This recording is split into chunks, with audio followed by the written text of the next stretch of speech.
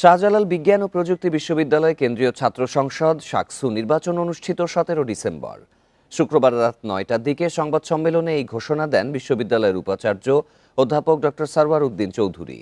VC জানান, শাকসু নির্বাচন পরিচালনায় 13 সদস্যের কমিশন গঠন করা হয়েছে। কয়েকদিনের মধ্যে নির্বাচনের পূর্ণাঙ্গ তফসিল ঘোষণা করবে কমিশন। পরে মনোনয়ন, যাচাই বাছাই, প্রচার, প্রতীক বরাদ্দ সহ সব নির্বাচনী কার্যক্রম শুরু হবে।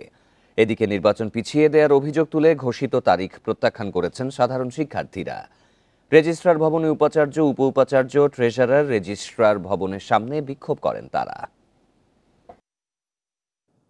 কোনো দিকে না গিয়ে কিভাবে এই ফেস্টিভ মোডে শাকসু ইলেকশনটা হতে পারে সেটা চিন্তা করে আমরা এই ডেটটা চিন্তা ভাবনা করেছি। এখন আমরা আশা করব সেক্ষেত্রে সকল পক্ষ এটা মেনে নেবে। এটা মানে এমন একটা অবস্থা যাতে দুই পক্ষ যাতে আসতে পারে সেজন্য একটা প্রচেষ্টা।